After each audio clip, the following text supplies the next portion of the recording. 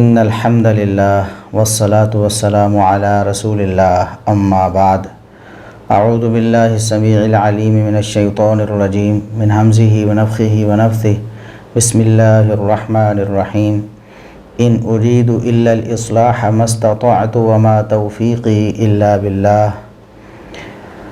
محترم ناظرین اور معزز سامعین، اصلاح میڈیا کے پلیٹ فارم سے ہم آپ کے سامنے ایک دفعہ پھر حاضر ہیں۔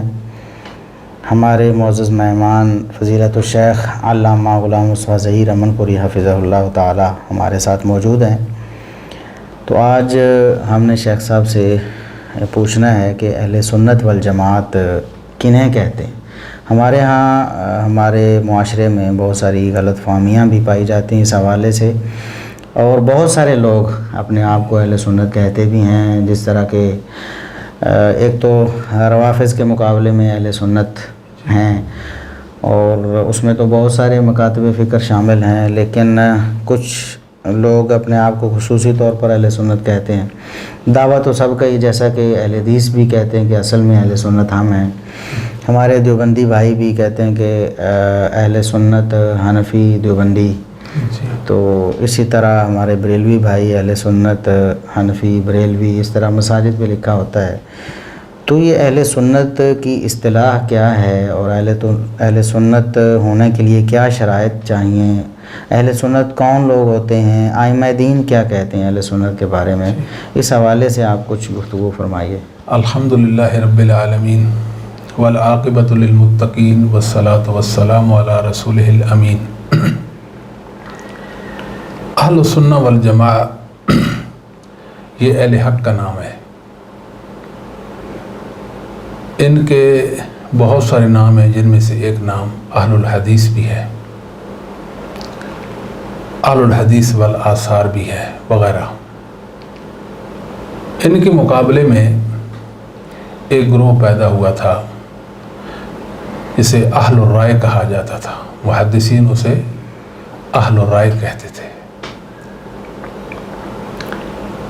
ان کا ایک دوسرا نام اہل الکلام ہے، جنہیں ہم متکلمین کہتے ہیں، جو اپنی مرضی سے وحی کی تعبیریں پیش کرتے تھے،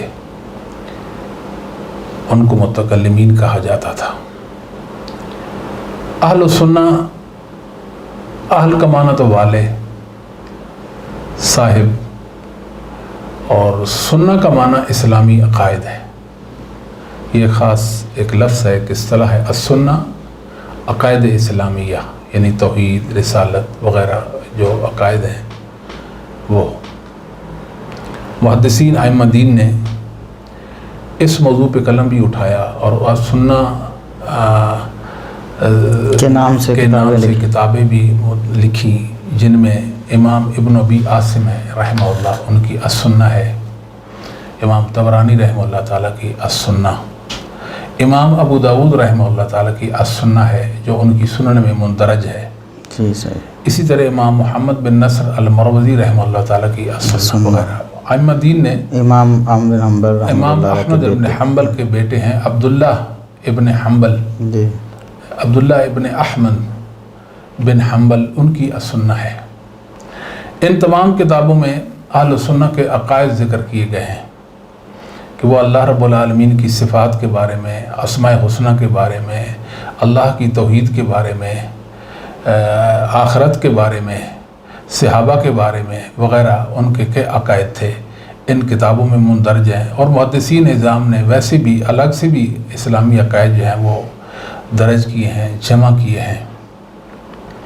تو اہل السنہ کا معنی جو محدثین، ائمہ دین، ائمہ اسلام کے عقائد پر ہے، جو والجماعت کا معنی اجماع ہے، یعنی اہل السنہ والجماعت کے جو اجماع ہیں، جو ان کے اجماعی عقائد و اعمال ہیں، وہ ان کو بھی مانتا ہے۔ تو اہل السنہ والجماع کا یہ معنی ہوا۔ بعض لوگ کہتے ہیں کہ ہم اہل السنہ والجماعت ہیں، بعض کہتے ہیں ہم اہل السنہ و جماعت ہیں۔ بہرحال یہ تو ایک نام ہے، اصل چیز جو ہے وہ حقائق ہوتے ہیں۔ اگر کسی چیز پر یعنی حقائق کے خلاف کوئی لیبل لگا لیں تو وہ اس کی حقیقت نہیں بدلتی، جی جی اور شراب کی بوتل ہے اس پر جامع شری لکھ دیں، روح افزا لکھ دیں، تو وہ روح افزا نہیں بن جائے گی۔ جی جی زہر کا پیکٹ ہے اس پر ہم چینی لکھ دیں تو وہ زہر ہی رہے گا، چینی نہیں بنے گا۔ جی جی مسلمانوں کو فکر کرنی چاہیے اس حوالے سے، اور اپنے عقائد کے حوالے سے دیکھنا چاہیے کہ ہمارے عقائد جو ہیں ائمہ اسلام محدثین اعظام کے موافق ہیں یا مخالف ہیں۔ اگر ہر ایک انسان اپنے عقیدہ کو، اپنے عمل کو محدثین پر پیش کرے، ائمہ دین پر پیش کرے، کبار ائمہ، امام احمد بن حنبل، امام شافعی، امام مالک، امام بخاری، امام مسلم وغیرہ ائمہ کبار جو ہیں، ان کے عقائد پر پیش کرے، اگر وہ موافقت کھاتے ہیں تو وہ جان لے کہ میں حق پر ہوں۔ جی اس طرح اپنے اعمال بھی ان پر پیش کرے، اس کا عمل ان سے موافقت کھاتا ہے تو وہ یقین کر لے کہ میں حق پر ہوں۔ اگر وہ اکیلا ہے تو پھر بھی وہ ملت واحدہ ہے، جی حق پرست ہے، حق اس کے ساتھ۔ تو اگر عقائد و اعمال محدثین سے موافقت نہیں کھاتے تو انسان جان لے کہ وہ غلط فہمی میں ہے، کسی فریب میں مبتلا ہے۔ بے شک اپنے تئیں میں بڑا خوش ہو کہ میں یہ اعمال میرے ہیں، یہ میرے عقائد ہیں، وہ سنی نہیں ہو سکتا۔ ضروری ہے کہ انسان نام کی مناسبت سے عقائد اور اعمال بھی بنائے۔ جی صحیح۔ اب اعمال اور عقائد کی تصحیح کیسے ممکن ہے؟ وہ ائمہ کرام نے ہمارے سامنے اسلامی عقائد جمع کر دیے، توحید کے سارے مسائل جمع کر دیے، شرعی احکام جو ہیں ان کو مدون کر دیا۔ اب ہمیں کوئی ضرورت نہیں ہے سوائے اس کے کہ ہم محدثین سے ان کا عقیدہ بھی لے لیں اور ان کا عمل بھی لے لیں، جی بس ہم سنی بن جائیں گے۔ تو محدثین کے منہج سے سر منہ منحرف نہ ہوں۔ محدثین نظام دوسرے لفظ میں ان کو سبیل مومنین بھی کہہ سکتے ہیں، وَاتَّبِعْ سَبِيلَ مَنْ أَنَابَ إِلَيَّ۔ جی جی محدثین نظام سارے کے سارے اللہ رب العالمین کی طرف انابت کرنے والے تھے، جی اللہ کے نیک اور پارساب بندے تھے۔ اللہ نے ان کو کمال علم نصیب فرمایا تھا، تقوی کی دولت سے وہ مالا مال تھے، بے تکلف تھے، تو کما حقوہ انہوں نے قرآن و سنت کو سمجھا۔ جی وہ دین اسلام کے امین تھے، وہ وحی کے امین تھے، جی جی تو لہذا ان کے عقائد درست قرآن و سنت سے اخذ شدہ عقائد ہیں اور صحیح عقائد ہیں۔ اسی طرح ان کے اعمال بھی ایسے ہیں۔ اب ایک انسان اپنا نام وہ جو بھی نام رکھ لے مگر حقیقت اس نام کے برعکس ہو، جی جی یعنی اس میچ نہ کرتی اس نام کے ساتھ، تو کوئی فائدہ نہیں۔ وہ اپنے ماتھے پہ لکھ لے، کوئی تختی لکھوا کے سینے پہ وہ چسپاں کر لے، اس کو کوئی فائدہ نہیں ہوگا۔ جی جی ہم یہ بتانا چاہتے ہیں کہ ہر گروہ اپنے تئیں یہ دعویٰ کرتا ہے کہ ہم حق پر ہیں، ہم ہی صحیح ہیں، جی جی حق ہمارے پاس ہے، اس طرح کی بات کرتے ہیں۔ لیکن یہ فرق کیسے ہو سکے گا کہ حق پر کون ہے اور باطل پر کون ہے؟ حق اور باطل میں فرق کیسے ممکن ہے؟ جی جی سارے لوگ اپنے عقائد و اعمال محدثین پر پیش کر دیں، ائمہ دین پر پیش کر دیں، جی تو الحمدللہ آج ہم اہل حدیث ہیں تو ہم محدثین ائمہ دین کی ذریت ہیں، روحانی ذریت ہے ان کی۔ جی ہم ان کے عقائد و اعمال سے سر منہ منحرف نہیں ہیں۔ جی ہمارے جو عقائد ہیں، یعنی جو مسلک اہل حدیث ہے، اب جو ہمارے عقائد ہیں اس وقت ایک ایک عمل کو ائمہ دین پر پیش کیے جانا چاہیے۔ جی جی اگر ائمہ دین سے موافقت کھاتا ہے یا ان کے عقائد میں سے ہے جی جی تو پھر اس کو قبول کرنا ہوگا۔ جی اس طرح اعمال ہیں، سنن ہیں، عبادات ہیں، معاملات ہیں، وہ سارے کے سارے ہمارے جو معاملات و عبادات ہیں ان کو محدثین پر پیش کیا جائے۔ اگر ان کے موافق ہیں یا ان جیسے ہیں تو پھر ان کو قبول کرنا ہوگا۔ جی جی اللہ کے فضل و کرم سے اہل حدیث ہم اس زمین پر اللہ کی توفیق کے ساتھ محدثین کے وارث ہیں۔ بالکل۔ بعض لوگوں کا یہ خیال ہے کہ محدثین شاید بانجھ تھے، استغفر۔ مطلب ان کو ماننے والا اب دنیا میں کوئی بھی نہیں ہے جی۔ اہل حدیث کو کہتے ہیں یہ انگریز کی ذریت ہے، انگریز کی اولاد ہے جی، بعض لوگ تو یہاں تک بھی کہتے ہیں جی ہمیں وہ ہندوستان میں برصغیر پاک و ہند میں ایک مسجد دکھائی جائے جس مسجد میں 8 رکعت نماز تراویح ہوتی تھی. یعنی یہ کوئی لوگوں کو پریشان کرنے کے لیے اس طرح کی باتیں کی جاتی ہیں. جی جی. اس کا مطلب یہ ہے کہ اس دنیا میں محدثین کو ماننے والا کوئی بھی نہیں ہے. دوسرے لفظ میں اگر اہل حدیث کو ہمیں کوئی یہ کہہ دے کہ آپ انگریز کی اولاد ہیں, بھلی اولاد ہے جی انگریز کی, کہ جن کے عقائد و اعمال ائمہ اسلام محدثین کے عین مطابق ہیں. جی جی. وہ انگریز کی اولاد بھی ہو تو وہ پھر بھی اہل سنت والجماعت ہے. جی بالکل. اور اگر کوئی مطلب کتنا بھی اعلیٰ نسب والا ہے, مسلمان شروع سے چلا آ رہا ہے, اس کے عقائد و اعمال محدثین ائمہ دین صحابہ تابعین والے نہیں ہیں, جی جی, تو وہ اہل سنت نہیں ہے. جی بالکل. یہاں رو کر آپ صاحب ایک اور بات بھی ہم کرتے ہیں. جی. یہ بات اچھی طرح ہمارے ساتھیوں کو سمجھنی چاہیے, ہمارے بھائیوں کو اس بات پر توجہ دینی چاہیے کہ مسلک اہل حدیث کیا ہے. جی. مسلک اہل حدیث وہی ہے کہ دین وحی کا نام ہے. وحی 2 چیزوں کا نام ہے, ایک قرآن اور ایک حدیث ہے. جی جی. مگر قرآن و حدیث کے جو معنی اور مطالب ہیں, جو مفاہیم ہیں, جو قرآن و سنت کی تعبیریں ہیں, وہ کون متعین کرے گا؟ اس میں ہم یہ کہتے ہیں کہ یہ حق صحابہ کے بعد تابعین تبع تابعین ائمہ دین کو تھا. جی جی. ہم ان کو پورا ان کا حق دے دیتے ہیں. جی جی. اور انہوں نے یہ اپنا فریضہ سر انجام دیا جی اللہ کے فضل و کرم سے کہ قرآن و سنت کی تعبیریں امت کے سامنے پیش کی. جہاں قرآن و سنت کے الفاظ جی جی امت تک پہنچائے, ان کو ہر قسم کی تحریف سے بچایا. جی جی. اور جنہوں نے تحریف کی کوشش کی ان کے لیے وہ رکاوٹ بنے, ان کی روک ٹوک کی. جی جی. تو وہاں قرآن و سنت کی جو تعبیریں تھیں, جو مفاہیم تھے, جو معانی تھے, جو مطالب تھے, وہ بھی امت کے سامنے رکھے. جی جی. ان کی 2 ذمہ داریاں تھیں اور انہوں نے بجا طور پر دونوں ذمہ داریاں نبھائی ہیں. جی جی. آگے کچھ عقائد ہیں, کچھ اعمال ہیں جن پر اجماع ہو چکا ہے. جی جی. وہ اجماعی اور اتفاقی عقائد یا اعمال کہلواتے ہیں. جی جی. اب جس عقیدے پر اہل سنہ کا, محدثین کا اجماع ہو گیا ہے, ان کا جو اجماعی عقیدہ ہے, جی جی, اس عقیدے کے خلاف جو بھی انسان بات کرے گا وہ ملحد بن جائے گا. جی صحیح. اگر کوئی اہل حق میں سے, ائمہ اسلام میں سے, اہل علم میں سے اس اجماع کے خلاف بات کرتا ہے, یقیناً اس کو خبر نہیں ہے اس اجماع کے حوالے سے. جی. بے خبری میں اگر اس اجماع کے خلاف بات کر دیتا ہے تو وہ اس کی ایک علمی خطا ہے. جی جی. جس کی بنا پہ اللہ کے ہاں اس کو ایک اجر ملے گا. جی جی. مگر اس کی اس رائے کو ہم شاذ رائے کہہ دیں گے. جی جی. وہ اس کا ذاتی ایک فعل یا عمل ہے جو اجماع کے خلاف ہے, جو قبول نہیں ہوگا. جی جی. جس کو تسلیم نہیں کیا جائے گا. جی جی. لہذا مسلمانوں کو یہ چاہیے کہ جن جن عقائد و اعمال پر ائمہ ہدا کا اجماع ہو چکا ہے, جی جی, ان پر کاربند ہو جائیں. ان کی مخالفت تو سوچے بھی نہیں نا, یعنی ان کی مخالفت, اجماعی عقائد و اعمال کی مخالفت جو ہے قطعی طور پر جو ہے نا یہ صحیح نہیں ہے. جو جان بوجھ کر اسے پتہ چل گیا کہ یہ اجماعی عقیدہ ہے, اس کے باوجود اس کی مخالفت کرتا ہے تو وہ ملحد ہے. جی الحاد ہے. صاحب الحاد ہے کیا؟ الحاد ہے کہ ائمہ اسلام کا, محدثین کا جو اجماعی فہم ہے, جو ان کا فہم ہے, اس اجماعی فہم کے برخلاف جانتے بوجھتے کوئی رائے قائم کرنا یہ الحاد ہوتا ہے. جی صحیح. مطلب جان بوجھ کر کہ میں ان کے اس فہم کو نہیں مانتا, ان کی اس تعبیر کو نہیں مانتا, ان کے اس معنی کو نہیں مانتا. جی جی.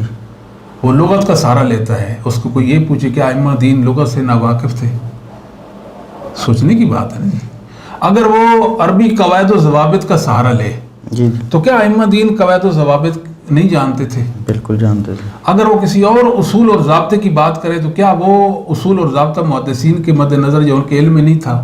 یقیناً تھا. یقیناً تھا. تو پھر وہ ملحد بن جائے گا. جی جی جی. کچھ مسائل ایسے ہوتے ہیں, یعنی احکام کی بات ہو رہی ہے, جی جی, جن میں مختلف آراء پائی جاتی ہیں. جی. مثال کے طور ایک مسئلہ اس میں 2 رائے پائی گئیں.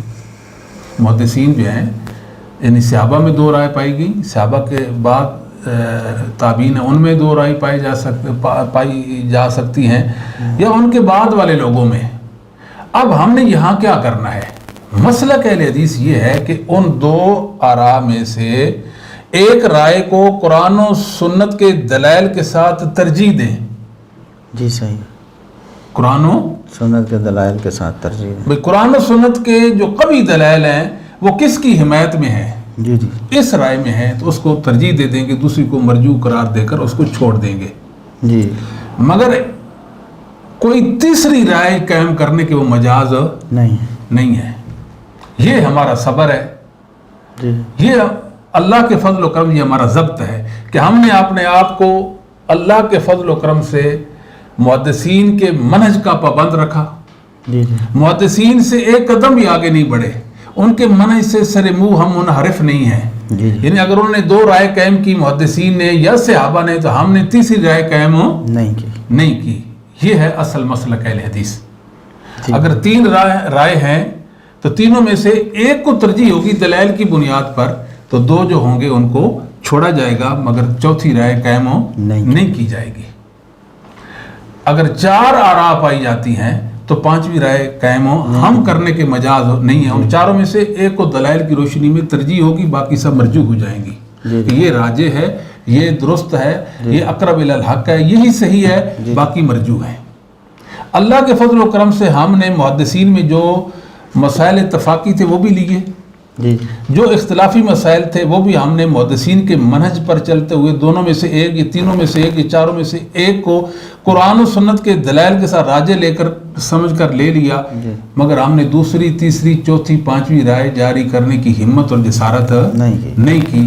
یہ ہے اصل مسئلہ سمجھنے کا کہ اپنے آپ کو مسلک محدثین کا کاربند بنایا جائے اور مسلک جو محدثین ہے اس کا پابند بنایا جائے۔ اس کے علاوہ جو انسان بات کرے، مثال دو رائے ہیں، غلطی سے اگر کسی عالم نے یا چند علماء نے ایک دو آراء کے مقابلے میں ایک تیسری رائے قائم کی تو وہ ان کی ایک اجتہادی غلطی ہوگی۔ جی جی وہ مسلک محدثین نہیں ہے آپ صاحب، جی جی وہ ان کا ایک اجتہادی فعل ہے، عمل ہے، جس پر وہ عند اللہ ماجور ہو جائیں گے۔ نیک نیتی کی بنیاد پر انہوں نے یہ کام کیا، اللہ ان کو اجر دیں گے، مگر وہ مسلک اہل حدیث نہیں ہوگا۔ جی جی مسلک اہل حدیث وہی ہے جو ان کی کتابوں میں مندرج ہے، جو انہوں نے امت کے سامنے صاف شفاف انداز میں ٹھوس دلائل اور براہینوں کے ساتھ اس کو مدلل کر دیا ہے۔ یعنی جو اجماعی اور اتفاقی جو عقائد و اعمال ہیں وہ مسلک محدثین اور مسلک اہل سنت اور مسلک اہل حدیث ہے۔ اہل حدیث ہے، تو ہم اللہ کے فضل و کرم سے اپنے آپ کو پابند سمجھتے ہیں ان کا۔ جی ہم نے امت کے سامنے کوئی نئی راہ نہیں پیش کی کہ دیکھو جی یہ بھی کوئی راستہ ہے، یہ بھی کوئی سوچ ہے، یہ بھی کوئی رائے ہے، ایسی کوئی بات نہیں کی ہے۔ اب بتائیے کہ ہمارا ایک عمل ہمیں کوئی بتایا جائے، ایک عمل بھی بتایا جائے کہ جو محدثین سے موافقت نہیں کھاتا، ہم اس کو چھوڑنے کے لیے تیار ہیں۔ بالکل اللہ کے فضل و کرم، ہمیں اس بات پہ کوئی ایسی نہیں ہے کہ ہم یہ عمل چھوڑ دیں ہمیں کوئی مسئلہ ہوگا، نہیں، ہمیں مسئلہ یہ ہے کہ ہم محدثین کے مخالف نہ بنیں۔ ہمیں مخالفت جو ہے کسی صورت میں بھی قبول نہیں ہے، عمل کا چھوڑ دینا تو ہمیں 100 بار قبول ہے نا، جی جی کیونکہ ہم اہل حدیث ہیں۔ اہل حدیث کی تعریف ہے کہ وہ وایا محدثین، وایا صحابہ، قرآن و سنت تک اپنی دسترس کو ممکن بناتا ہے، ڈائریکٹ قرآن و سنت تک نہیں جاتا۔ تو جب ہمیں محدثین نے بے نیاز کر دی، آپ صاحب جی جی عقائد بھی ہمارے سامنے وہ پیش کر دیے، اعمال بھی پیش کر دیے، فضائل بھی پیش کر دیے، پورا دین ہمارے سامنے انہوں نے ہمیں سمجھا دیا اپنے عمل کے ساتھ، اپنے قول کے ساتھ۔ ان کا عمل ہماری دلیل بن گیا، ان کا علم ہماری دلیل بن گیا، تو ہمیں کیا مسئلہ ہے جی؟ اب سوچنے کی بات ہے کہ جو لوگ محدثین کرام کا ایک گروہ، ایک جماعت، ایک لشکر، ایک جند، جی اس کے مقابلے میں کچھ لوگ آ گئے، جی انہوں نے محدثین کے عقائد کو چھوڑا، ان کے منہج کو ترک کیا، ان کے دلائل میں بگاڑ لانے کی کوشش کی، جی جی اپنی تعبیریں، اپنے معنی دلائل کو پہنانے کی انہوں نے کوشش کی، جی جی تو پھر کیا ہوا کہ وہ اہل کلام جن کو ہم متکلمین کہتے ہیں، قرآن و سنت کے سب ان کے اپنے ضابطے ہیں، ان کے اپنے قواعد ہیں، ان کے اپنے سلسلے ہیں، جس بنا پہ وہ اہل سنت سے خارج ہو گئے ہیں. جی یعنی اہل سنت سے خارج ہونے کی وجہ کیا تھی کہ اہل سنت کے منہج سے، ان کے عقیدہ سے، ان کے عمل سے وہ لوگ ہٹ گئے. جی جی تو آج معیار ہمارے لیے جو معیار ہیں وہ ائمہ ہدا ہیں، ائمہ اسلام ہیں، وہ محدثین ہیں، بالکل. وہ صحابہ ہیں رضوان اللہ علیہم اجمعین، وہ محدثین ہیں رحمہم اللہ، اللہ کی ان پہ رحمتیں ہوں.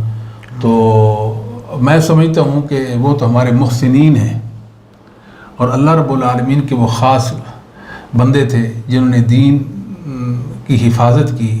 اللہ تعالیٰ نے دین کی حفاظت و صیانت کا ان سے کام لیا، اور انہوں نے پوری دیانت کے ساتھ اللہ کے دین کی خدمت کی. تو اللہ کے فضل و کرم سے جہاں انہوں نے قرآن و حدیث کے الفاظ کی خدمت کی، وہاں قرآن و سنت کے معانی کی اور ان کے مفہوم کی بھی انہوں نے خدمت کی، جی جی حفاظت بھی کی. تو اب جو لوگ آپ صاحب جی اللہ اکبر اپنے آپ کو اہل السنہ والجماعت کہتے ہیں یا اہل السنہ و جماعت کہتے ہیں، وہ اپنے عقائد و اعمال قرآن و سنت پر پیش کریں اور دیکھیں کہ محدثین ان عقائد و اعمال کے بارے میں کیا کہتے ہیں. اگر موافقت کھاتے ہیں تو یقین کر لیں کہ ہم حق پر ہیں. اگر محدثین کے ساتھ ان کے عقائد و اعمال موافقت نہیں کھاتے تو وہ یقین کر لیں کہ وہ 100 بار بھی اپنے آپ کو اہل السنہ کہیں تو اہل السنہ نہیں ہے. بالکل. اس حقیقت کو سمجھنا چاہیے، اور اس میں ہماری بہت ساری پریشانیوں کا ازالہ ہے آپ صاحب، بہت ساری مشکلات کا حل ہے اس کے اندر. یہ دنیا میں جتنے فتنے ہیں، جتنی گروہ بندیاں ہیں، جتنے فرقے ہیں، فرقہ بندیاں ہیں، جتنے پریشانی کے معاملات ہیں، جتنے بگاڑ ہیں، ان کی اصلاح کا ایک راستہ ہے. ہر ایک اپنے عقائد و اعمال سے دستبردار ہو کر جی جی وہ محدثین کے عقائد و اعمال پر آ جائے. بالکل. تو یہ وحدت امت کا بہترین فارمولہ ہے، جی جی ورنہ امت کبھی بھی حق پر جمع نہیں ہوگی. پھر کیا خیال ہے جی؟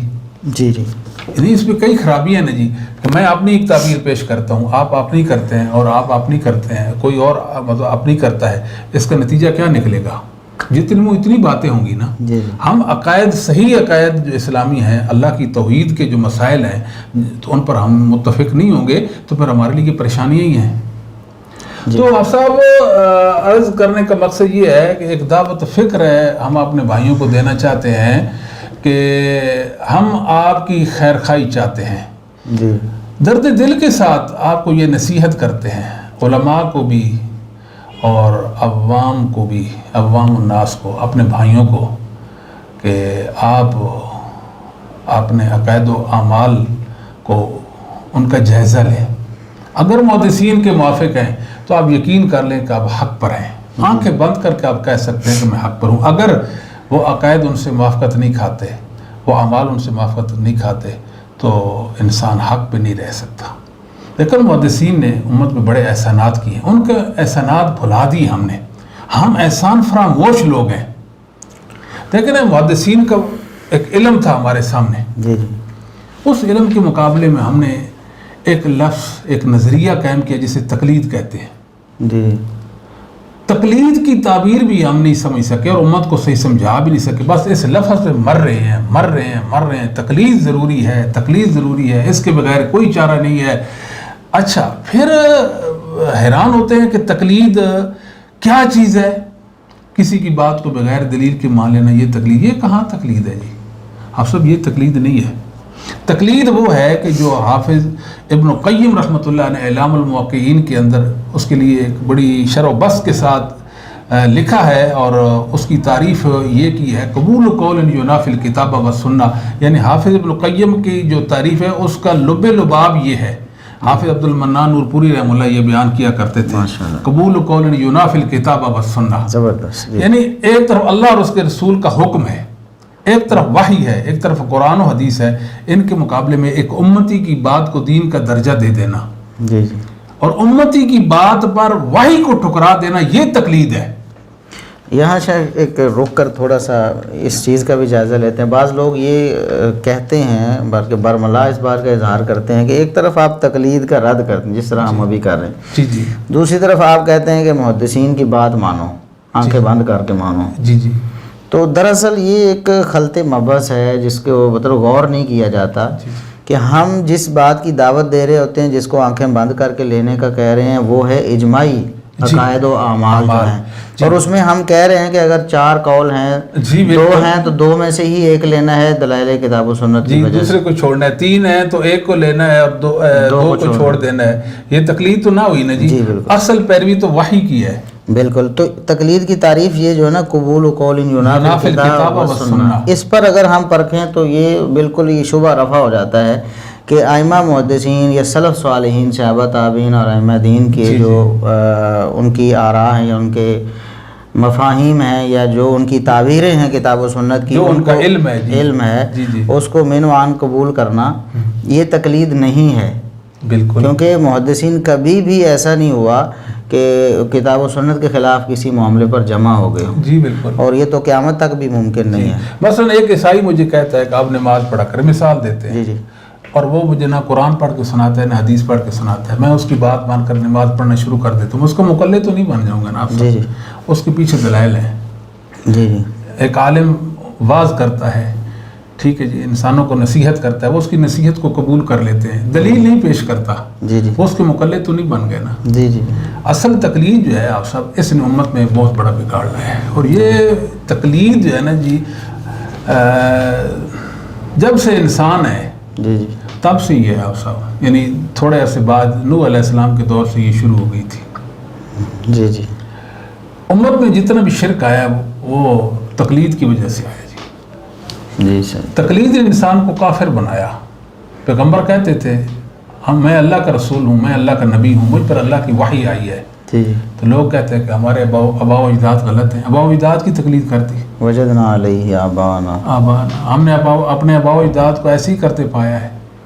وہ کوئی دلیل تو نہیں پیش کرتے تھے، وحی کو آباء و اجداد کے مذہب اور ان کے نظریے کی بنا پہ ٹھکرا دیتے تھے. مطلب کہ اگر کوئی انسان اپنے اکابر یا اپنے علماء کی مطلب ایک رائے کی بنا پہ وحی کو ٹھکرا دے اس میں، اور وہ انسان جس نے آباء و اجداد کے مذہب اور دین کی وجہ سے ایک نبی کی وحی کو ٹھکرایا، دونوں میں کیا فرق رہ جاتا ہے؟ کوئی فرق نہیں. ایک انسان نفس پرست ہے، اپنے نفس کے پیچھے چلتا ہے، جو اس کو نفس کہتا ہے تو وہ اپنے نفس کی مانتا ہے، اور نفس کی شرارت کی بنا پہ وہ وحی کو جھٹلا دیتا ہے. مقلد تو اپنے نفس کا ہو گیا کہ نہیں ہو گیا؟ نفس نے برائی کا حکم دیا، اس نے اس کو حکم کو مان لیا، اور اللہ اور اس کے رسول کا حکم جو خیر و بھلائی پر مبنی تھا وہ اس نے ترک کر دیا. تو یہ بھی تو مقلد ہے کہ نہیں ہے جی؟ جی بالکل. مطلب تقلید جو ہے، تقلید میں کہتا ہوں اگر یعنی تقلید نے نبیوں کو قتل کروایا آپ سب. جی وہی نہیں مانی اور دشمنی کمائی اور نبیوں کو قتل. اللہ نے کہا تم نے نبیوں کو قتل کیا، یہود و نصارہ کو اللہ تعالیٰ نے فرمایا نا. تو امت میں یا انسانوں میں جتنا بگاڑ ہے، اس زمین پر جتنا بگاڑ رہا ہے رہے گا، وہ تقلید کی مرہون نے منت کہہ دے آپ. جی صحیح. جی اگر لوگ وحی کے پابند ہو جائیں، وحی کے اور پیغمبر کا کہنا ماننا شروع کر دیں تو کیا مسئلہ ہے جی؟ پھر تو پریشانی ختم ہو گئی ہے نا. فساد تب آیا کہ جب وہ انسان نے وحی میں بعض چیزوں کو دخیل بنانا شروع کر دیا. میں کہتا ہوں آج اگر وحی کا اتباع شروع ہو جائے اس انداز میں جس انداز میں اصحاب رسول صلی اللہ علیہ وسلم وحی کا اتباع کرتے تھے، تو ہر گمراہی اسی وقت جو ہے نا جی وہ دم توڑ جائے گی. میں تو یہاں تک کہتا ہوں اگر اس دنیا میں تقلید نہ ہوتی، اس دنیا میں تقلید نہ ہو، مرزا قادیانی کبھی نہ پیدا ہوتا. بالکل صحیح. اگر وہ اپنی نبوت پر آپ سب دلائل پیش کرتا ہے کہ میں نبی ہوں، قرآن سے پیش کرتا ہے نا دلائل، اور احادیث صحیحہ سے پیش کرتا ہے لیکن ان کی تعبیریں وہ نہیں پیش کرتا جو صحابہ تابعین اور صحابہ نے. ان آیات کا مطلب وہ نہیں لیتا جو صحابہ لیتے تھے، جو ائمہ دین لیتے تھے.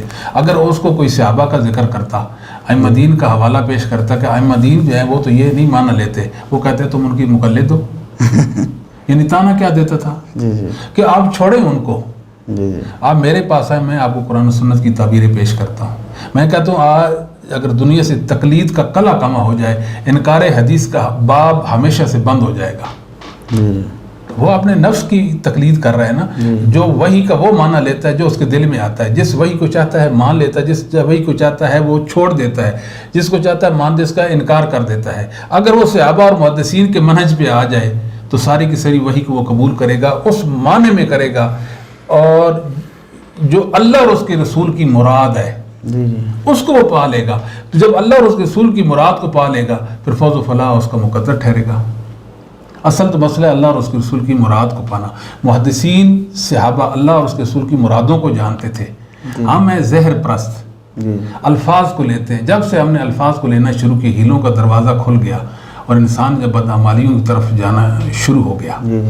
اب آپ سے سوچنے کی بات یہ ہے کہ بعض ہمارے بھائی تقلید پر بہت زور دیتے ہیں. امت میں, اس امت کے اندر اگر تقلید آئی ہے تو یہ روافظ کی وجہ سے آئی ہے سب سے پہلے. اچھا ہاں, اصحاب محمد صلی اللہ علیہ وسلم سے بغض جو ہے یہ تقلید کی پیداوار ہے. جی صحیح. اگر روافظ نے قرآن کا انکار کیا اور حدیثوں کا انکار کیا تقلید کی بنا پہ کیا جی. اگر وہ وحی کو مانے اس طرح سے صحابہ منواتے تھے, وہ صحابہ کوئی جو نہیں مانتا تو وہ وحی کو کیسے مانے گا؟ صحابہ کو مانے گا تو وحی کو مانے گا نا جی. تو صحابہ کو نہیں مانتے, محدثین ائمہ دین کو نہیں مانتے. انہوں نے کیا کیا؟ تقلید عام کی. بھئی یہ ہمارے ائمہ ہیں, چھوٹی موٹی تقلید. ائمہ سے کیا لینا دینا ان کو؟ جی جی, ائمہ کو کیا لینا دینا؟ وہ مثال کے طور پر یہ ہمارے ائمہ ہیں جی, ٹھیک ہے جی, ہم ان کے مقلد, ہم ان کی تقلید کرتے ہیں. پورے دین کو جھٹلا دیا, ایک بڑی حقیقت کا انکار کر دیا, اپنے نفسوں پہ ظلم ڈھایا, انسانوں پر بھی ظلم کیا.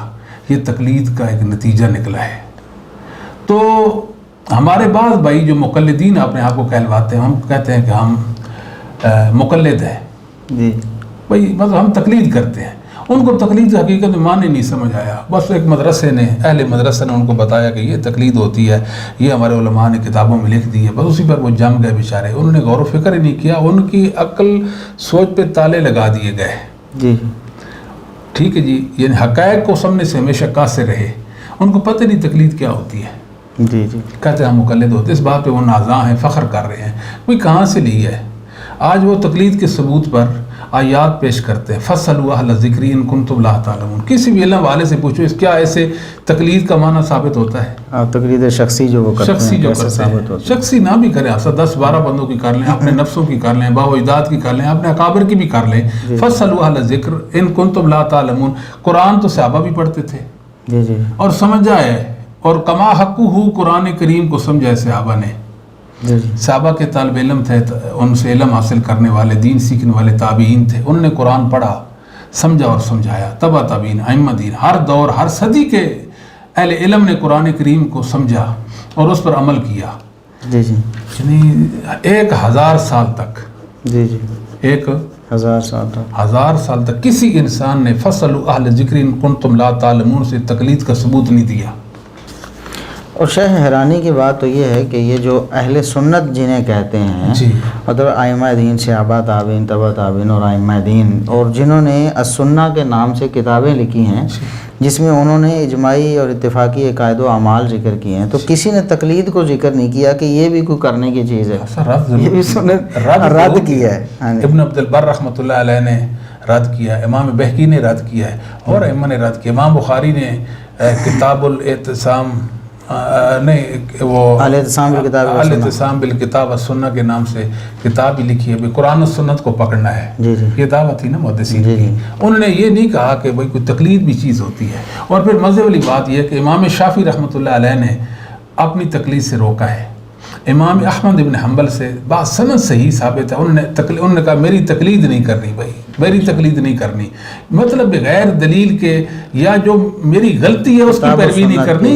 یعنی ان ائمہ نے جو تقلید سے روکا ہے وہ بھی اور معنی کہ آپ سب تقلید ہے جی جی. بات سمجھ آئیے جی. یعنی جس عمل میں غلط ہوں اسے میری پیروی نہیں کرنی, یہ معنی ہے اس تقلید کا. ائمہ نے اس سے روکا ہے جی. یعنی جو کتاب و سنت کے خلاف, وہی بات قبول قول ینافی الکتاب و سنت, بس سننا. بھئی انسان ہونے کے ناطے سے جہاں ہماری غلطی ہے اور وہ واضح ہے وہی سے جی جی, تو آپ نے وہی کو چھوڑ کر ہماری اس غلطی کو نہیں لینا. ائمہ تو یہ کہتے رہے. امام مالک رحمۃ اللہ علیہ نے تقلید سے روکا ہے, باسند صحیح متواتر سندوں کے ساتھ ائمہ ثلاثہ سے تقلید کا روکنا یہ ثابت ہے. اور اتنی اچھی جی, اور جو چوتھے امام ہیں ان کے احناف کی کتابوں میں لکھا ہوا کہ انہوں نے بھی روکا ہے. اذا صح الحدیث فهو مذہب, اس طرح کی بات ہے. حالانکہ یہ بے سند بے سروپا باتیں, ان کی کوئی حقیقت نہیں ہے. کہنے کا مقصد افسر تقلید اتنی مفید تھی اور امت کے لیے ضروری تھی جی. اور پھر ائمہ نے اسے روکا کیوں؟ جی جی مسئلہ تو یہ ہے، لیکن امام شافعی روک رہے ہیں کہ میری تقلید نہیں کرنی، لوگ دھڑا دھڑ ان کے مقلد بنے جا رہے ہیں. جی جی تو امام شافعی کی اول مخالف تو وہ بنے جنہوں نے امام شافعی کا کہنا ہی نہیں مانا، پہلا کہنا نہیں مانا کہ ہماری تقلید نہیں کرنی، انہوں نے اور کیا ماننا ہے جی. بالکل. پھر اگلی بات یہ ہے کہ جو ہمارے یہ بھائی بات کرتے ہیں تقلید کے حوالے سے کہ ہم مطلب کہ فلاں فلاں امام کے مقلد ہیں. مقلدین کوئی بھی ہو، آپ صاحب کوئی بھی مقلد ہونا جی وہ بیچارہ میری پریشانی والا ہوتا ہے جی، اس میں مطلب پریشانی ہوتی ہے جی. جی جی اب مثال کے طور پر ہمارے حنفی بھائی ہیں، وہ تقلید پر بڑی شدت کے ساتھ مطلب کرتے ہیں بات اور زور دیتے ہیں کہ تقلید ضروری ہے، اس سے مطلب وحدت امت کا مسئلہ جو ہے نا جی وہ حل ہوتا ہے. اب ایمان کا مسئلہ لے لے جی. مسئلہ ایمان اصل ہے نا جی جی. ایمان کے مسئلہ میں 3 گروہ ہیں احناف میں جی، تقلید کے باوجود. اب دیکھیں تقلید کے فوائد ظاہر ہو رہے ہیں نا جی. امام ابو حنیفہ رحمہ اللہ تعالیٰ سے بعض سند سے ہی یہ بات ثابت ہے. امام وکیع بن جراح نے ہمیں بتایا ہے، امام صاحب یہ کہتے تھے کہ انسان زبان سے اقرار کر لے جی جی کہ اللہ اور اس کے رسول اس کی شریعت حق ہے، جی دل سے تسلیم نہ کرے اور عمل بھی نہ کرے، صرف زبان سے اقرار کرے، نہ دل سے تصدیق اور نہ عمل، وہ مومن ہے. بات یہ ہے کہ امام حنیفہ یہ کہتے ہیں کہ زبان کے ساتھ صرف آپ اقرار کر لیں آپ مومن ہیں، مطلب ہر منافق جو ہے وہ ہاں اس تعریف کے مطابق مومن بن گیا. اب احناف ہیں، کون ہیں آپ سب؟ احناف یہ کہتے ہیں کہ آپ دل سے تسلیم کر لیں، زبان سے اقرار کر لیں تو آپ مومن بن جائیں گے. یعنی انہوں نے ایک اور شک مان لی اور ایک پھر چھوڑ دی.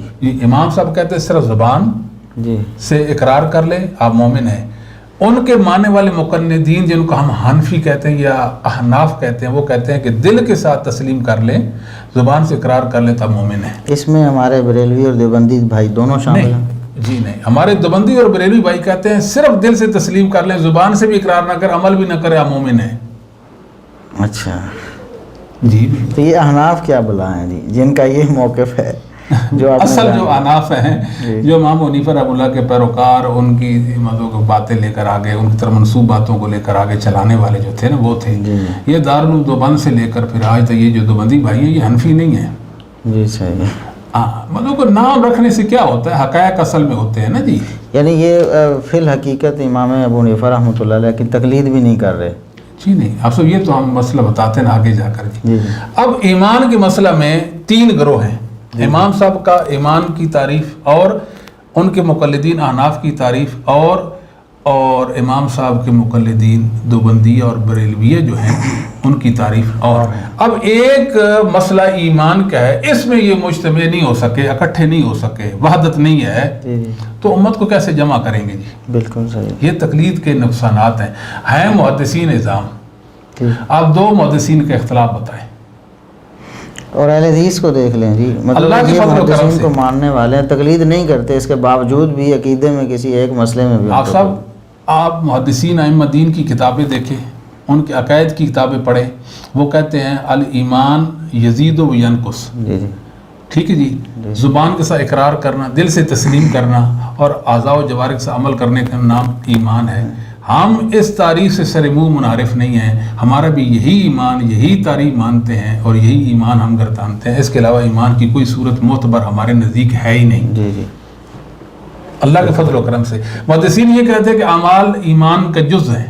جی جی ہم بھی کہتے ہیں اعمال ایمان کا جز ہے. ہمارے حنفی بھائی یہ کہتے ہیں کہ اعمال ایمان کا حصہ اور جز نہیں ہے.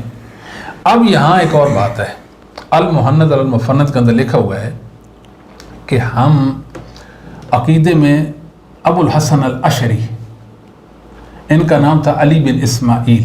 جی یہ غالباً 324 میں، اختلاف ہے 324 میں فوت ہوتے ہیں. بعد میں 329 ان کی ذکر کی ہے، یعنی امام حنیفہ کے تقریباً 150-200 سال بعد یہ پیدا ہوتے ہیں، یہ فوت ہو رہے ہیں. عقائد میں ہم ابو الحسن الاشعری اور ابو منصور ماتوریدی، محمد بن محمود ابو منصور الماتوریدی جو 333 میں فوت ہوتے ہیں، ہم ان 2 انسانوں کے مقلد ہیں. اور فروع میں ہم امام اعظم ابو حنیفہ کے مقلد ہیں. یعنی جو فروع کے امام ہیں وہ امام اعظم ہیں، اور جو اصول اور عقیدے کے امام ہیں وہ اعظم نہیں ہیں. وہ اعظم نہیں ہے. اور پھر ایک اور بات ہے آپ صاحب، یہاں سوچنے کی بات ہے کہ ابو منصور ماتریدی کے عقائد کو مان کر انسان ماتریدیہ بن جاتا ہے، یہ بات ٹھیک ہے نا جی؟ جی جو ماتریدی ہے وہ سنی نہیں ہو سکتا. جس کے عقائد وہ ہیں جب ابو منصور ماتریدی کے ہیں وہ سنی نہیں ہو سکتا، کیونکہ ابو منصور ماتریدی کے عقائد جو ہیں محدثین کے عقائد سے برخلاف ہیں. محدثین جن عقائد و اعمال پر اجماع کر چکے ہیں وہ ان میں ان کے برخلاف ایک منفرد عقیدہ رکھتا ہے. جی.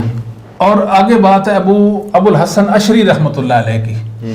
ان کی زندگی کے 3 دور ہیں. جی. وہ کلابیہ سے بھی رہے ہیں، جی جی وہ معتزلہ کے ساتھ بھی رہے ہیں، ان کے مناظر رہے اور 40 سال تک ان کے ساتھ گزارے ہیں. اللہ. آخر میں اللہ نے ان کو ہدایت دی، وہ اہل سنت کے مسلک مذہب پر آ گئے تھے، اور انہوں نے الابانہ عن اصول الدیانہ کے نام سے کتاب لکھی، مقالات اسلامیین کے نام سے کتاب لکھی، اور سنی عقائد اہل السنہ والجماعت کے جو متفق عقائد ہیں ان کا اس میں ثبوت انہوں نے پیش کیا اور ذکر کیا ان کو. اب سوچے ابو منصور ماتریدی کو بھی لے لیا. جی. ان کے پرانے ابو الحسن اشعری رحمۃ اللہ علیہ. جی جی وہ ماتریدی بن گئے. اور ابو الحسن الاشعری رحمہ اللہ تعالیٰ کی زندگی کے 3 ادوار تھے. ایک دور جو اعتزال والا معتزلہ والا دور تھا وہ لے لیا، ان کی زندگی کا جو آخری حق والا اور اہل سنہ والا جو دور تھا وہ چھوڑ دیا اور اشعری بن گئے. ایک انسان کہے میں ماتریدی ہوں عقیدے میں، اس کو اہل السنہ والجماعت کہلوانے کا کوئی حق نہیں ہے. بالکل. جو کہتا ہے میں اشعری ہوں، یعنی امام میں ابو الحسن اشعری کا وہ عقیدہ مانتا ہوں جو ان کے معتزلہ کے دور کا تھا، میں اس عقیدے کو مان کر نام اشعری ہے میں معتزلی ہوں، تو وہ اہل السنہ والجماعت سے کیسے ہے جی؟ بالکل، یہ تو سوچنے کی بات ہے. اور فروعات میں ہم امام صاحب کے ساتھی ہیں. ہاں جی، امام صاحب رحمۃ اللہ علیہ کہتے ہیں کہ اصل میں جو ہوتے ہیں نا جی اسپیشلسٹ ہوتے ہیں. ہاں جی، کوئی ڈاکٹر صاحب کوئی آئی اسپیشلسٹ ہے، اچھا جی کوئی فلاں ہے، کوئی فلاں ہے فلاں. ہمارے امام صاحب فقہ کے اسپیشلسٹ تھے. ٹھیک ہے جی، ان کے نام پر ہم نے یہ فقہی مذہب بنا لیے. باقی عقیدہ ایک اور بات بھی ایسا کرتے ہیں، کہتے ہیں عقائد میں بعض علماء نے لکھا ہے کہ عقائد میں تقلید نہیں ہوتی، تقلید ہوتی نہیں، اور دوسری طرف اس تقلید بیچاری کو فرض قرار دیتے ہیں. ہاں جی، تو عقائد میں تو بالاولیٰ فرض ہونی چاہیے، پھر ہونے چاہیے، وہ تو افرض الفرائض ہونے افرض جی. اور دوسری بات یہ ہے آپ صاحب، یہ کہتے ہیں کہ تقلید ہم ان مسائل میں کرتے ہیں جو منصوص علیہ مسائل نہیں ہیں، جن پر نص ہے ان میں تقلید نہیں ہے، ان میں ہم غیر مقلد ہیں. اب تو پھر غیر مقلد ہونے کا تانا کیوں؟ جی. پھر مزے والی بات یہ ہے کہ امام ابو حنیفہ رحمۃ اللہ علیہ سے کیا لیا گیا؟ آپ کا مسئلہ تو یہ بھی کہ نا، یعنی پورا قرآن مقدس ہے نا جی. جی. ایک آیت کی تفسیر بھی امام صاحب نے نہیں سمجھائی امت کو جی، ثابت نہیں بات سنن جی. جی جی. کوئی عالم آئے اور بتائے کہ یہ ہمارے امام ہیں ابو حنیفہ رحمۃ اللہ نے ہمیں قرآن کی اس تفسیر کا یہ معنی مطلب اس مفہوم سمجھا دیا. بالکل. اس حدیث کا یہ مطلب معنی ہے، اس سے یہ فقہی مسئلہ اخذ ہوتا ہے، ان نے استنباط کیا ہو، یہ کوئی بھی نہیں ثبوت اس کا. بالکل. اور پھر مزے والی بات یہ ہے کہ امام حنیفہ رحمۃ اللہ علیہ کی دنیا میں کتاب بھی کوئی نہیں ہے. جی. جو جھوٹی موٹی کتابیں مشہور ہیں منسوب ہیں امام صاحب کی طرح، جی. ان کے اندر تو سنیوں والا عقیدہ ہی نہیں ہے. جی جی. فقہ الاکبر کہہ دیں نا جی، اس میں بھی ملا علی قاری صاحب نے وہ ماتریدیوں کا سارا عقیدہ بھر دیا. یہاں رک کر ایک اور بات بھی کرتے ہیں، ہمارے جو مقلدین بھائی ہیں نا، یہ انہوں نے بڑی خطا کھائی ہے جی، متکلمین کے پیچھے لگے نا انہوں نے جی، اپنا بڑا نقصان کیا. ایک بڑا نقصان یہ بھی ہوا کہ ان کے اندر گمراہ لوگوں کی بھرمار ہو گئی تھی. کوئی ضابطہ نہیں، کوئی قانون نہیں، صحیح اور غلط کا کوئی پیمانہ نہیں، بس جو ہے وہ ہمارے اندر آ جائے. اہل حق جو ہے بدعت کو برداشت نہیں کر سکتے.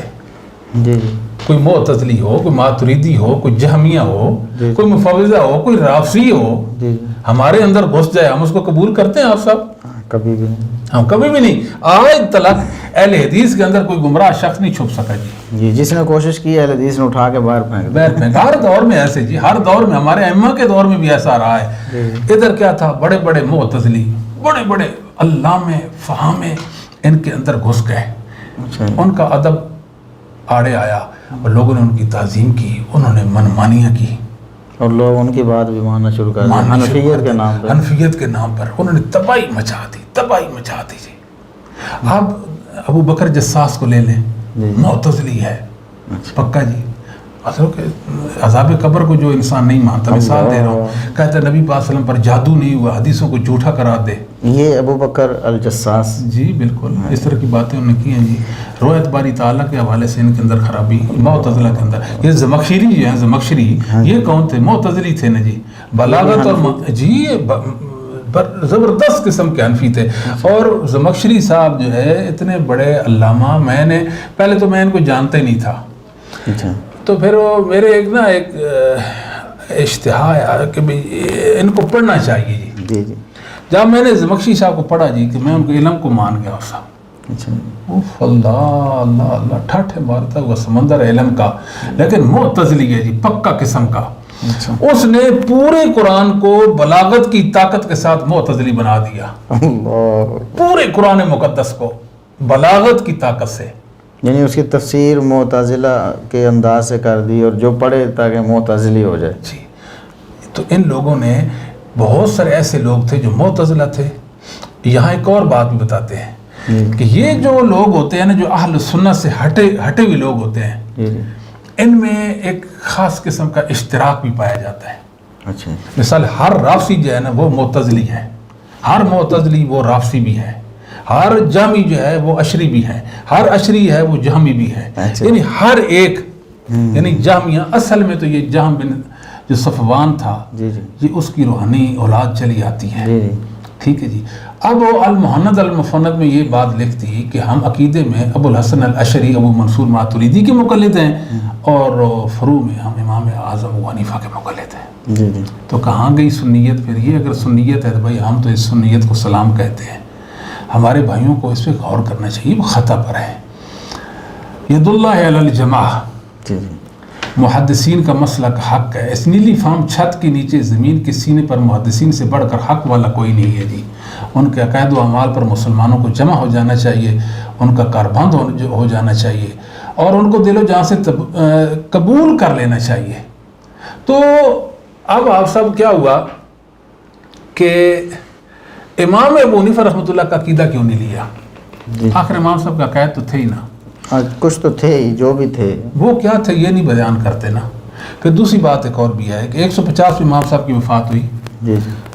ابو الحسن الاشعری 150 سال بعد امام صاحب کے، یا 100 سال بعد پیدا ہوئی. درمیان بھی تو کچھ لوگ تھے، وہ کس عقیدے پر تھے؟ یعنی وہ جو حنفی تھے، اولین حنفی جو تھے، جی بالکل، وہ کس عقیدے پہ تھے؟ وہ لازمی بات ہے کہ عقیدہ ماننا ہی نہیں نا، وہ تو اسپیشلسٹ عقیدے کے تھے ہی نہیں. ظاہر ہے ان کی تقلید نہیں ہو سکتی تھی. پھر مطلب 150 سال کم از کم گزرا ابو الحسن الاشعری اور ماتریدی جو ہیں ان کے عقائد سامنے آنے تک. تو یہ 150 سال اولین حنفی جو ہیں وہ کس کی تقلید کرتے رہے؟ حفصہ ایک اور بات ہے، امام حنیفہ رحمۃ اللہ علیہ سے ایک مطلبی فقہ کا ہمارے مقلدین بھائیوں نے نہیں لیا. بات سند سے ہی ہو ثابت ہے، باتوں کا کوئی اعتبار نہیں ہوتا. امام صاحب کی کتاب ہے ہی نہیں. جو امام صاحب کے شاگرد ہیں، جو روایت کرتے ہیں ان سے، امام صاحب ان پر اعتماد ہی نہیں کرتے. یہ صحیح ہے. وہ کہتے ہیں یہ مجھ پر جھوٹ بولتے ہیں. اچھا جی. محمد بن حسن شیبانی اور ابو یوسف قاضی صاحب کے بارے میں، قاضی صاحب یہ مجھ پر جھوٹ بولتے ہیں. کہتے ہیں کہ میری صبح رائے ہوتی ہے، شام کو بدل جاتی، ان کو پتہ ہی نہیں ہوتا. صحیح. اور وہ پچھلی لکھ دیتے ہیں. ہاں جی، لکھنا کیا تھی آپ سے، کہاں لکھی ہے تو پھر پیش بھی ہونی چاہیے کہ ادھر لکھی. اچھا آگے چلتے ہیں آپ صاحب. چلو یہ تو کہ افسوس والی بات تھی، ہمارے بھائیوں کو ٹھوکر لگ گئی، غلطی ہو گئی. اصل نقصان انہوں نے یہ کیا کہ اللہ کی توحید میں یہ بکھر گئے. جی بڑا نقصان یہ ہے. یعنی توحید جو ہے، خصوصاً توحید الاسماء و صفات، اللہ کی معرفت اس کے بغیر ممکن نہیں ہے. یہ اساس ہے عقیدہ توحید کی. جی جی. اس میں یہ ماتریدی اور اشعری ہے. دنیا جانتی ہے کہ ماتریدی صرف 7 صفات باری تعالیٰ کو وہ مانتے ہیں. جی صحیح. سمع، بصر، علم، قدرت، ارادہ، کلام، حیات، یہ 7 صفات. ان 7 صفات کے علاوہ رب تعالیٰ کی جتنی صفات ہیں سب وہ فعلیہ ہیں، سلبیہ ہیں، ثبوتیہ ہیں، جو ان سے بھی صفات ہیں سب میں تعویل کرتے ہیں، سب میں تعویل کرتے ہیں. تو سنی کس معنی میں؟ اہل سنت والجماعت کا یہ معنی ہوتا ہے کہ جو اللہ رحمان کو اپنے عرش پہ نہ مانے، آپ صاحب قرآن حدیث فطرت اور اجماع امت ہے کہ الرحمن علی العرش استوى، رحمان اپنے عرش پہ بلند ہے. جی جی. محدثین میں ایک انسان بھی ایسا نہیں ملتا جو یہ کہتا ہو کہ اللہ ہر جگہ موجود ہے. ایک انسان بھی نہیں کہتا. رجل واحد جس کو کہتے ہیں وہ بھی یہ بات نہیں کہتا کہ اللہ رحمان ہر جگہ ہے. آپ سب یہ عقیدہ ہم نے کہاں سے لیا کہ اللہ ہر جگہ موجود ہے؟ بچہ ہے مسلمان کے گھر میں نہیں، کسی کالے کافر کے گھر پیدا ہو، جی جی، وہ بات نہیں کر سکتا، سمجھتا ہے. آپ اس کو کہتے ہیں نا اللہ کہاں ہے، بات نہیں کر سکتا تو انگلی کے اشارے سے کہے گا کہ اللہ اوپر ہے. اگر بولتا ہے تو کہے گا اللہ اوپر ہے. ایسے ہی ہے نا جی. جی جی بالکل. 3 سال کا بچہ، 2.5 سال کا بچہ، 2 سال کا بچہ کافر کے گھر پیدا ہوا، کسی جنگل میں پیدا ہوا، ہمارے اللہ کا نام بھی اس نے نہیں سنا، اس سے آپ پوچھیں اللہ کہاں ہے، کہے گا اللہ اوپر ہے. اس کو کس نے بتایا؟ یہ فطرت کا عقیدہ ہے. لاکھوں کروڑوں اربوں خربوں بچے یہ کہتے ہیں اللہ اوپر ہے، اللہ اوپر ہے، اللہ اوپر ہے. کل مولود یولد علی الفطرہ فابواہ یحودانہ او ینصرانہ او یمجسانہ. ہر بچہ فطرت اسلام پر، اللہ کی توحید پر پیدا ہوتا ہے. اللہ وحدہ لا شریک کی جو صحیح توحید ہے اسلامی عقیدے پر پیدا ہوتا ہے. دوسرے لفظوں میں جی جی، پھر اس کے والدین اس کو یہودی بنا دیں، نصرانی بنا دیں، مجوسی بنا دیں، جو اس کے عقائد اعمال ان کے باپ دادا کے ہیں وہ ان کی. ہم چھوٹے تھے نا سبھی یہی کہتے تھے کہ اللہ اوپر ہے. آج یعنی سارے کہتے تھے نا، آج کتنے لوگ ہیں جو کہتے ہیں کہ اللہ لا مکان ہے. یعنی اللہ لا مکان ہے. آپ صاحب اللہ لا مکان ہے تو اس کو اللہ ہے ہی نہیں جی. یعنی یہ کہتے ہیں اللہ نہ کائنات میں داخل ہے نہ خارج ہے، پھر اللہ نہیں. استغفر اللہ. ایسی باتیں ہم کیوں کرتے ہیں؟ اللہ نے آپ نے متعلق خبر دی الرحمن علی العرش استوى، رحمان اپنے عرش پہ بلند ہے. کیسے بلند ہے؟ کما یلیق بشانہ وجلالہ وعظمتہ، جیسے ہمارے رب کی شایان شان ہے اس طرح ہے. جب صحابہ سوال نہیں کیا تو ہمیں بھی سوال کرنے کا حق نہیں ہے. سوال عنہ بدعہ. ہاں، الاستواء معلوم، لغت میں ہمیں معلوم ہے کہ استواء کیسے کہتے ہیں. والکیف مجہول، کیفیت نہیں پوچھنی، کیفیت نہیں پوچھنی. آگے کیا ہے جی؟ سوال عنہ بدعہ، اس کے متعلق سوال کرنا بھی بدعت ہے کہ اللہ کیسے اپنے عرش پر مستوی ہے. اجماع ہے مومنوں کا جی. ہر دور کے علماء نے اجماع نقل کیا کہ اللہ رحمان کہاں ہے؟ اپنے عرش پہ ہے. اور آج امت میں وحدت الوجود کا عقیدہ اس کو عام کیا جا رہا ہے. یہ اہل السنہ والجماعت کا، ائمہ ہدا کا، ائمہ اسلام کا، محدثین کا، اہل الحدیث کا یہ عقیدہ نہیں تھا. صحابہ کا عقیدہ نہیں. عبداللہ بن مسعود فرماتے ہیں اللہ اپنے عرش پر ہے. جی جی. امام مالک فرماتے ہیں اللہ فی السماء وعلمہ فی کل مکان لا یخلو من علمہ مکان. اللہ اپنے عرش پہ، اس کا علم ہر چیز کو محیط ہے. کائنات کا ذرہ بھی ہمارے رب کے علم سے باہر نہیں ہے. پھر جب امام مالک اور ان کے استاد کیا نام ہے ربیعہ بن ابی عبد الرحمن نے جب یہ بات کی الاستواء معلوم والکیف مجہول والسؤال عنہ بدعہ، مسلمانوں نے اس کو تلقی کی، ہاتھوں ہاتھ اس کو لے لیا. ہر عقیدے کی کتاب میں، اہل سنت کے عقیدے میں یہ موجود ہے. تو اللہ کے فضل و کرم سے ہم اللہ رب العالمین کی توحید کے حوالے سے سلف صالحین کے عقیدے پر ہے. لوگ آج آپ سب بات کرتے ہیں وحدت الوجود کے حوالے سے. اس بات کو بھی سمجھنا چاہیے. یہ بہت بڑی خرابی ہے. یہ بہت بڑی ایک اعتقادی خرابی ہے. جی جی. قرآن کی مخالفت، احادیث صحیحہ کی متواترہ کی مخالفت، امت کے اجماع کی مخالفت اور فطرت کی یہ مخالفت ہے. جی جی. یعنی ایک آدمی ایسی بات، اللہ ہر جگہ موجود ہے. جی جی. اللہ موجود فی کل مکان. ہمارے امام نے بتایا یہ جہمیہ کا عقیدہ تھا. ہر دور کے علماء نے بتایا یہ جہمیہ کا عقیدہ ہے. یہ عقیدہ رکھنے کے بعد انسان سنی کیسے ہو سکتا ہے؟ اہل السنہ والجماعت سے کیسے ہو سکتا ہے؟ وہ نعرے لگاتا رہے کہتا رہے ایسے کہ مطلب کہ میں سنی ہوں، ہم اہل السنہ والجماعت ہیں. وہ 1000 بار کہتا رہ جائے، وہ بیچارہ نعرے لگاتے مجنون بن جائے، مگر وہ جہمیت سے نہیں نکل سکتا. جی جی. وہ ہے جہمی. جی جی. یہ پکا جہمی ہے. اس لیے کہ یہ نعرہ کہ اللہ ہر جگہ موجود، یہ عقیدہ، یہ نظریہ، یہ کس کا ہے؟ یہ جہمیہ کا ہے. ہمارے علماء نے ہمیں بتا دیا ہے. یہ کہتے ہیں کہ جی اب یہ بیچارے کیا کہتے ہیں کہ وحدت الوجود کا مطلب یہ اللہ تعالیٰ سے ارتباط، ایک تعلق، انسان مرتبط ہو جائے نا اللہ تعالیٰ سے، اللہ کی اطاعت میں زندگی گزارے، اللہ کے حکم کے سامنے ایسے سرنگو ہو جائے، یہ وحدت الوجود ہے. یہ کون سا وحدت الوجود ہے جی؟ یہ کہتی تعریف ہے جی وحدت الوجود کی. جی بالکل. یہ جو حاجی صاحب تھے، حاجی امداد اللہ مکی صاحب، جی جی، تمام جو اکابر علماء علماء دو بند ہیں اکابرین، جی، وہ سارے کے سارے حاجی صاحب کے عقیدے پر ہیں، اور سارے حاجی صاحب کی تصدیق کرتے تھے کہ ان کا عقیدہ حق والا عقیدہ ہے۔ اچھا، بعض والوں نے بھی کہا کہ ہم سب کا عقیدہ ایک ہے۔ جی جی، وہ کہتے ہیں کہ وحدت الوجود کا مطلب یہ ہے کہ مستقل ذات اللہ کی ہے، باقی اللہ کا ذل اس کا پرتاؤ ہے۔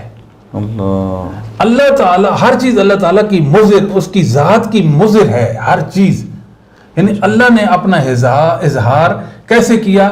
اس مکان کی صورت میں کیا، اس انسان کی صورت میں کیا، یہ پوری دنیا کی جو مادیت ہے، جو چیزیں ہیں، ان کی صورت میں اللہ نے اظہار کیا۔ مثالیں دیتے ہیں، مثالیں کیا دیتے ہیں؟ مثال کے ایک بیج ہے، اس کو بویا جاتا ہے، ٹھیک ہے جی، اس کو بو دیا، وہ اگ دیا، پودا بنا، درخت بن گیا، اب اس کا ایک تنا ہے، شاخیں ہیں، ٹینیاں ہیں، اس پر پھل پھول پتے، اب دیکھیں اب پھول ساری چیزیں ہیں، اب وہ بیج بیج غائب ہو گیا۔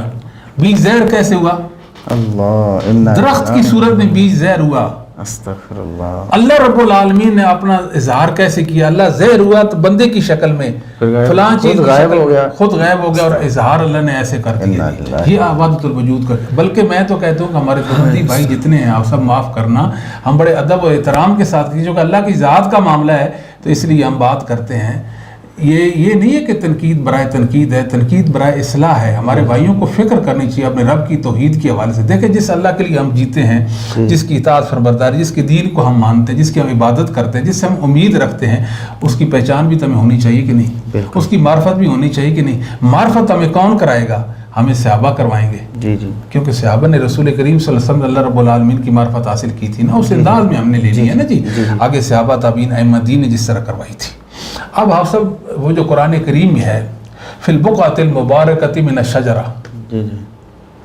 اب درخت کی جانب سے، درخت کی طرف سے آواز آئی، انی ان اللہ،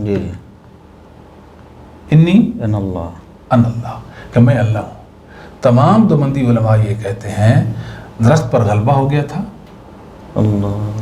اچھا جی، درخت سے اللہ نے حلول کر لیا نا، دوسرے غلبہ کا معنی حلول، اللہ درخت میں حلول ہو گیا۔ درخت سے آواز آئی، انی ان اللہ، درخت سے آواز آئی۔ دیکھیں کہ یہ کون سا دین ہے جی؟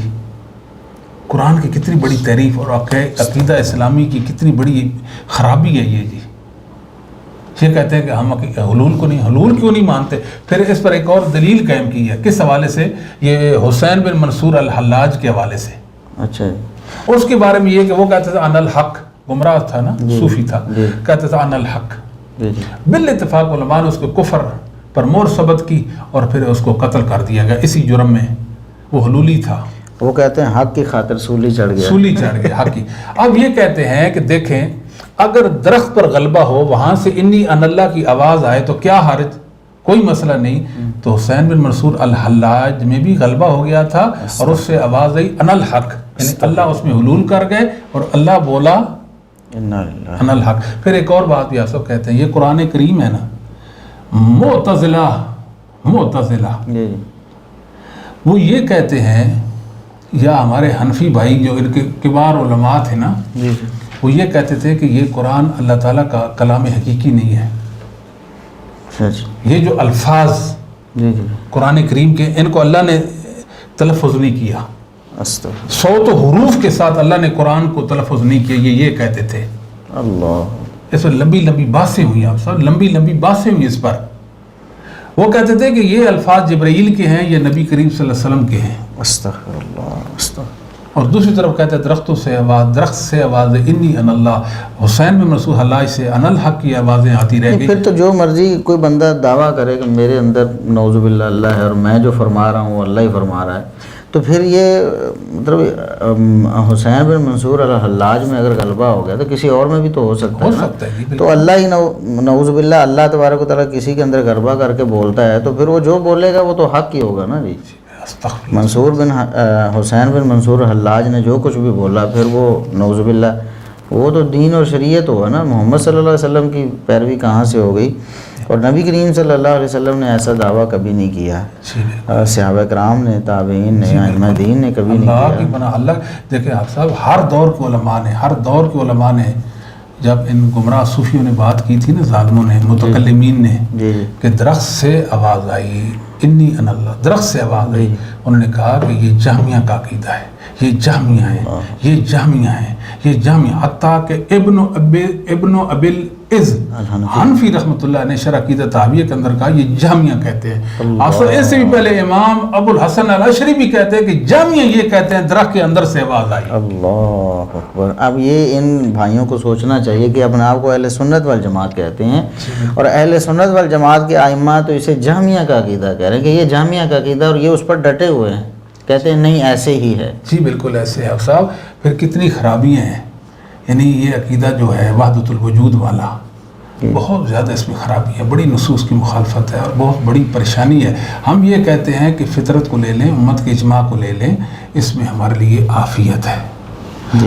اس کے علاوہ آپ صاحب اب نزول باری تعالیٰ، اگر اللہ کا استواء علی العرش ہم نہیں مانتے، استواء علی العرش کا عقیدہ نہیں ہے ہمارا، پھر نزول باری تعالیٰ کا عقیدہ بھی ہمارا نہیں ہے۔ جی جی یقیناً نہیں، وہ تو کہتے ہیں نزول و امر ہی۔ جی اللہ کا حکم نازل ہوتا ہے، اللہ اپنا حکم نازل کرتا ہے، یہ اللہ اپنا فرشتہ بھیجتا ہے، یہ اللہ رحمت کرتا ہے۔ یہ ساری باتیں ہوئی نا جی، یہ ساری باتیں ہو گئی ہیں۔ یعنی ایک مسلمانوں کا اجماعی عقیدہ تھا نزول باری تعالیٰ، اللہ کا نزول کیسے، النزول معلوم والکیف مجہول والکفیۃ عنہ والسؤال عنہ بدعہ، یہ ہمارے ائمہ نے ہمیں بتا دیا ہے۔ تو اس کے علاوہ اللہ کی جتنی صفات ہیں، اللہ رب العالمین کا چہرہ ہے، اس کے ہاتھ ہیں، یا اس کی جتنی بھی صفات ہیں، وہ سارے کی ساری صفات میں کیا کرتے ہیں، تعویل کرتے ہیں۔ مثال لفظ ید، یہ بھی اللہ کی صفت ہے نا، ید جی جی ید اللہ الجماع، یہ حدیث سے ثابت ہے۔ ما منعک ان تسجد لما خلقت بیدی، شیطان لعین مانے کیا تھا کہ جس کو میں نے دو ہاتھوں سے تخلیق کیا تو اس کو سجدہ نہیں کرتا تھا۔ جی جی بل یداہ مبسوطتان، اللہ کے دونوں ہاتھ کھلے ہیں، تو اللہ نے دانے ہاتھ سے پکڑا، ایسے بھی آتا ہے، کیا خیال ہے جی؟ تو بات یہ ہے آپ صاحب، وہ کہتے ہیں مراد قدرت مراد ہے۔ جی جی یہ کون سی سنیت ہے جی؟ ائمہ سلف میں ایک انسان بتا دیں، ایک امام بتا دیں جو یہ کہتا ہو کہ اللہ رب العالمین نزول نہیں فرماتے بلکہ اللہ کی رحمت اترتی ہے، جو یہ کہتا ہو کہ ید سے مراد اللہ کی قوت اور طاقت مراد ہے، اللہ کا حقیقی ہاتھ مراد نہیں ہے۔ جب ہمارے عقائد ائمہ دین سے، محدثین کے عقیدے سے میچ نہیں کھاتے تو ہم اہل سنہ والجماعت کہاں سے رہ گئے؟ کہاں سے پھر اعمال میں بھی ہم جو کمزوری ہیں ہمارے اندر، جو خرابیاں ہیں، جو سنت کی خلاف ورزیاں ہیں، وہ اپنی جگہ پر ہیں۔ ہم تو عقائد کی آپ سب بات کر رہے ہیں، جی جی عقائد کس قدر جو ہے نا وہ کمزور ہے۔ تو یہ درد دل کی باتیں آپ سب اس لیے ہم کر رہے ہیں کہ محض دعووں سے کچھ نہیں بنے گا، جذبات جو ہے وہ کام نہیں آتے، آپ صاحب حقائق ہوتے ہیں، کیا خیال ہے جی؟ عقائد ہوتے ہیں، ان پہ ہمیں نظر کرنی چاہیے۔ جیسے زور دیتے رہ جائیں کہ یہ ہمارے بڑے ہیں، یہ ہمارے بڑے ہیں، یہ ہیں، یہ ہیں، ٹھیک ہے، بڑے تو ہوتے ہیں، ہر ایک ہوتے ہیں، لیکن بڑوں کا یہ دیکھیں کہ عقیدہ کیسا تھا۔ بات تو یہ ہے نا، ان کو عقائد پر ہماری نظر ہی نہ ہو۔ اور وہ پھر ایک اور بات آپ صاحب، یہ جو متکلمین تھے نا، متکلمین یہ ظالمین تھے۔ اچھا، انہوں نے محدثین کے مسلک، محدثین کے مذہب، محدثین کی فقہ، محدثین کی سندوں کے مقابلے میں سندیں گڑی، ان کے مذہب کے مقابلے میں مذہب گڑا، اور ان کی فقہ کے مقابلے میں فقہ گڑی، ان کے اصولوں کے مقابلے میں اپنے اصول گڑے۔ محدثین نے اصول اس لیے بنائے تھے کہ شریعت کی تائید ہو، اور انہوں نے اصول اس لیے بنائے تھے تاکہ شریعت کا رد کریں۔ یہ متکلمین یہ اللہ کی توحید میں نہیں دیکھتے آپ سے کتنا بگاڑ لایا جی؟ جی جی، یعنی اصل تو توحید ہے نا، اللہ کی توحید میں اتنا بگاڑ لے آئے ہیں، اتنا بگاڑ لے آئے ہیں، تو کیا اعمال میں بگاڑ نہیں لائے؟ وہ یقیناً وہ لائے ہیں۔ انہوں نے اپنی تعبیریں، اپنے معنی، اپنے مطالعے پیش کیے، محدثین نے اجماع کر لیا، ان کا اجماع نہیں مانا۔ کتنے اجماع، ہزاروں اجماع ہیں جو ہمارے یہ بھائی جو ہیں متکلمین یہ نہیں مانتے۔ آپ اصل تو یہ متکلمین ہے نا، پھر آپ نے آپ کو مقلدین انہوں نے بنا لیا۔ یہ ہے متکلمین، جو اہل سنہ کے مقابلے میں ایک گروہ تھا، اہل سنت کے مقابلے میں متکلمین تھے، جن کو اہل رائے بھی کہتے تھے، اہل کلام بھی کہتے تھے۔ اس لیے امام شافعی ان پہ غصہ ہوتے تھے نا۔ اچھا، ہاں، فرماتے یہ جو اہل کلام ہے جی، میرا دل کرتا ہے کہ ان کا منہ کالا کر کے ان کو باہر لائیں اور ان کو چھتر پھیریں۔ یہ تو امام صاحب فرمایا کرتے تھے، یہ صحیح سند ثابت ہے صاحب، ہمیں افسوس سے کہنا پڑتا ہے، انہوں نے ظلم ہی اتنا کیا نا جی، جب نصوص کو بگاڑا آپ صاحب، نصوص کو بگاڑا. آپ یہاں کہتے ہیں جی تقلید ہم نہیں کرتے عقائد میں, ہم نصوص مسائل میں ہم تقلید نہیں کرتے. کیا خیال ہے جی؟ یعنی جن مسائل میں نص آ گئی ہے ان میں ہم تقلید نہیں کرتے.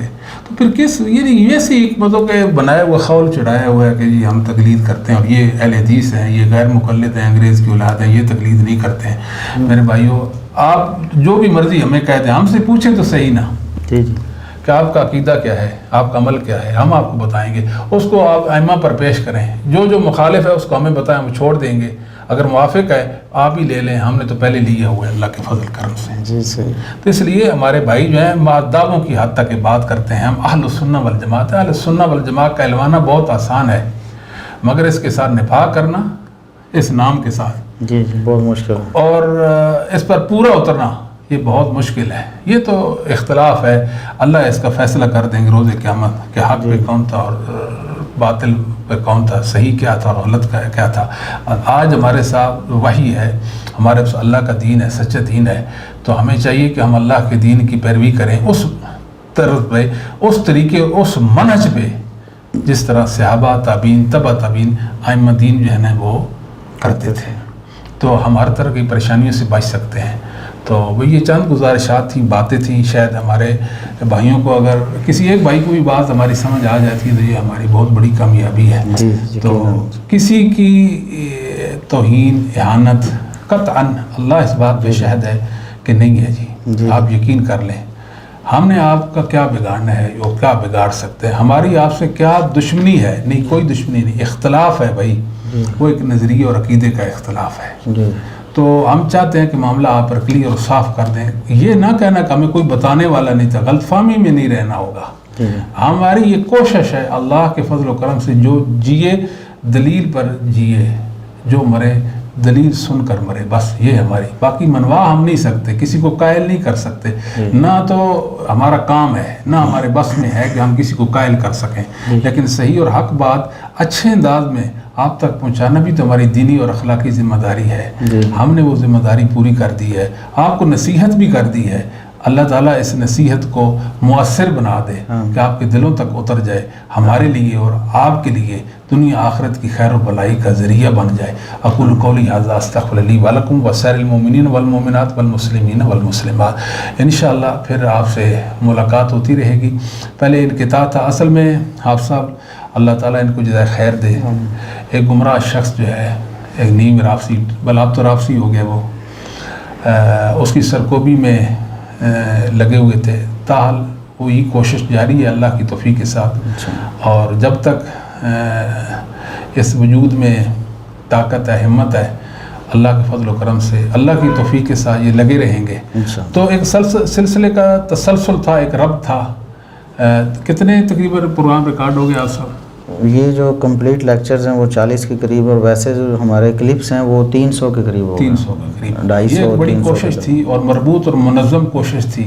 تو اس لیے میں بھی یہ چاہتا کہ آپ سب اچھے طریقے سے ماشاءاللہ کام کر رہے ہیں, تو وہ بھی انشاءاللہ شاید جاری رہے گا, اور آپ کے پروگرام بھی انشاءاللہ اللہ کی توفیق کے ساتھ ہی. بس ہماری ایک ہی کوشش ہے کہ پوری امت جو ہے نا جی وہ محدثین کے مسلک پہ آ جائے. بس یہ ہماری کوشش ہے. محدثین اعظام ہمارے نزدیک وہ حق والے لوگ تھے. یہ ہماری ساری کوشش اس ضمن میں ہے. تو باقی آپ حافظ صاحب کے ساتھ بھرپور تعاون کیا کریں. اخلاقی تعاون بھی آپ کا شامل حال ہونا چاہیے اس حوالے سے کہ یہ جو جاتی ہیں کیا کہتے ہیں جی ان کو, ویڈیوز, ان کو آپ زیادہ سے زیادہ آگے پھیلائیں, شیئر کیا کریے. اس پہ کوشش کریں نا, سرگرداں رہیں نا, اس میں بہت فائدہ ہے. ہر حوالے سے کچھ ضرورتیں بھی ہوتی ہیں, یہ ویڈیوز ایسے آپ تک نہیں پہنچ جاتی. اتنی اچھی کوشش آپ سب کی, اس میں وقت صرف ہوتا ہی ہوتا ہے. کچھ لوگ ہیں جو کام کرتے ہیں, یعنی ویڈیوز کے تیاری کے حوالے سے, اور ویڈیو سننا پھر ان کو ترتیب دینا, یہ بڑا کام ہوتا ہے. اس پہ اخراجات بھی اٹھتے ہیں. تو آپ کا یہ بھی ایک دینی اور اخلاقی حق بنتا ہے کہ بھرپور اللہ کی رضا کے لیے ان کے ساتھ دل کھول کر تعاون کریں.